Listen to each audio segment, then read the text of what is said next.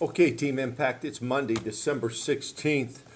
We're going to rock and roll here on this next lesson, graphing rational numbers. I haven't decided how far we're going to get this week. It's just a week of grinding here. We got to grind this stuff out and stay on track.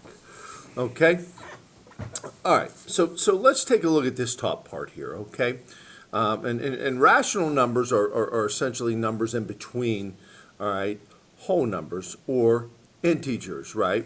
They're the dots in between. So the first thing they ask us is Mr. Griffin asked his students to place the following numbers on both number lines, all right? After completing the activity, the students disagreed. All right, it was correct because they look very different. Was the task completed correctly? Well, let's take a look. So on this one, A is -1.5. That looks good. That looks good. B is 3/4. That looks good. All right, and that looks good. How about C, 5/3? Well, 5/3 equals 1 and 2/3 as a mixed number. So 1 and 2, yep, that looks good to me. And 1 and 2/3, yep, that looks good to me. So the interval is changed on this. The interval is a half here, where the interval is a whole number or an integer going backwards. The last one is -75/100. That looks good, and that looks good. So to me, all right, they are both correct. Both correct, right? It doesn't matter what your number line interval is as long as you plot the points correctly. The scale is the number by which the axis is marked. The values being graphed can determine the appropriate scale to better represent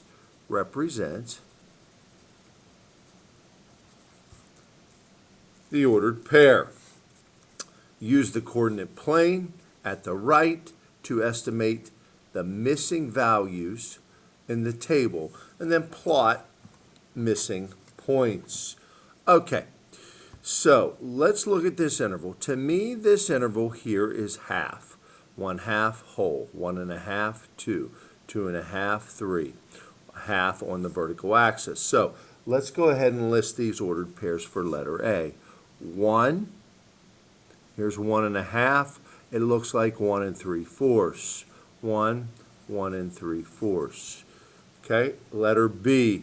Letter B, we're going to plot it at -2, -3, -3.5. So it's going to be right there. And we're going to call that letter B. And I'm going to switch to red pen so you can see it a little bit better. Okay. Letter C, if I go over 2.5, so I know this is 2.5, comma, and then I go down 1, and here's a half, and between a half and 1 is 1 1/4. Okay, letter D is here, so we're going to go back to -3, and up a half. And letter E, they want us to plot at 3.75. Well, that's 3 and 3/4, so that's right here. And we're going to go up 1.5, and that's going to be about right there. And that's going to be letter E. Okay, so good stuff there. We're rocking and rolling here. Now, which of the points on the coordinate plane satisfy the conditions where x is less than 2, right, and y is less than 1? So what I would do is go down through here and see which one of these is less than 2. Well, that one is 1. That's not less than 2. And that one is 1. Okay? All right. And that one is 1. I'm sorry, that was a -2. Okay, now, so that satisfies, these check marks satisfy the x-coordinate. The x-coordinate has to be less than 2, and y has to be less than 1, right? Well, letter A, that's not less than 1, that's greater than 1. How about this? Is that less than 1? Yeah, that's a negative, so that gets a double check, and B is absolutely going to be 1. let's check this one. Is a half less than 1? And the answer is yes. So it gets a double check, B and D. Okay, next up. Which of the points on the coordinate plane satisfy the condition? Okay, sorry.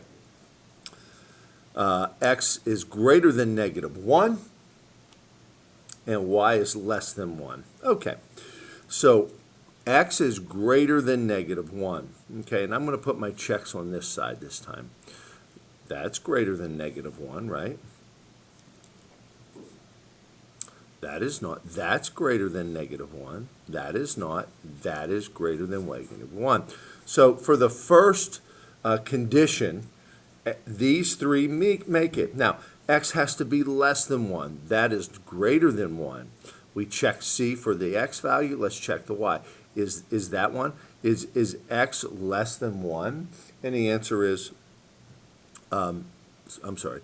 So C is X. This is a negative. I made a mistake there. I didn't put a negative. That is 1, right? And that is not 1. So it's letter C. That works. Okay, let's flip the page and rock and roll. Okay, so Luke is given the following numbers to plot on the coordinate plane.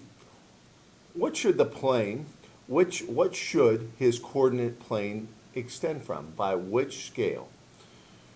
Should the coordinate plane, by what scale should the coordinate plane count? Use the blank graph at the right to help. Okay.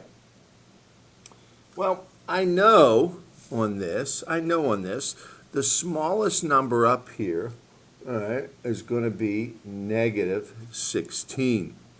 And I don't have 16 lines there, so I'm going to have to increase my scale. All right, and I know the biggest number is going to be on the x-axis is going to be 18. So if I count by twos here, let's see. 2, 4, 6, 8, 10, 12, 14, 16. All right, well, that would get me there, but that's not going to get me to 18. So counting by twos is not going to be enough. So to me, it looks like I'm going to need to count by threes. I'm going to have to count by threes on the x-axis. And let's be consistent. So this is x and this is y, right? Let's be consistent on the vertical axis. Let's count also by threes. All right, so counting by threes will cover us to 4, 12, -5, and 6. So counting by threes is the best option. Twos is not big enough. And I figured that out by looking at the biggest number and the smallest number to see how far I can get. All right, let's continue on. All right, a lot of this is just reasoning and common sense. All right, Keanu and Hope were asked to determine a scale for the ordered pairs listed below. Explain the difference and justify which graph you would prefer to use. All right, so we have two coordinate planes for these ordered pairs. All right, so let's take a peek at this. Keanu, and let's see what this is. 1.5 and 4. This interval is a half, it looks like to me, right? Over here, this interval is 1, -1, -2, -3, -4. So if I look at this one, 1.5 and 4 puts us there. All right, and let's just take a look at the next one.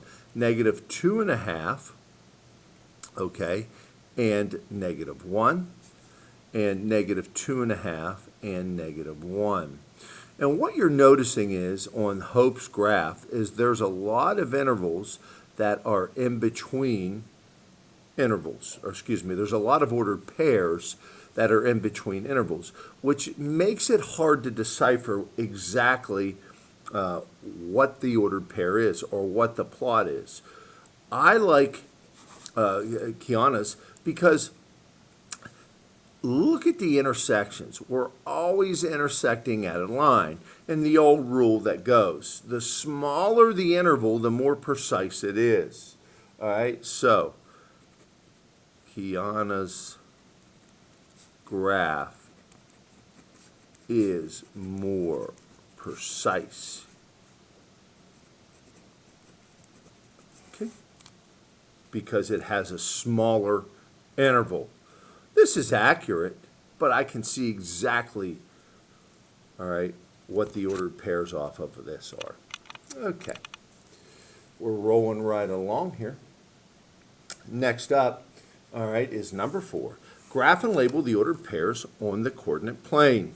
All right, so if you want to pause it and go, and then on the other one, we're going to determine the ordered pairs from this. So if you want to pause it and do it and then watch the video, that's up to you.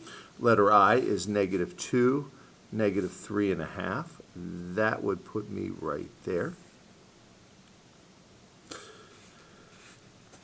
Letter K is -5.5. Remember, that is 2.5, and that's a negative. Let's switch that right now.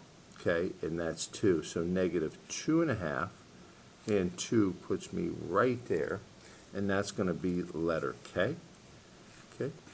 J is 3.5, which is 1, right? 1.5, right? You got to be able to switch these things. 1.5 and 2 3/4, right? So we're going to go 1.5 and 2 3/4 is going to put us about right there. And that's going to be letter J. Letter K, or letter L, excuse me, is 3, and remember 3 seconds is 1.5, right? If we switch that to a mixed number, 3, all right, and this is a negative, 3 -1.5 would put us there for letter L. Okay, so we're in between a lot of intersecting grid spaces on this, so we have to be careful. All right, now let's get our ordered pairs. Letter W.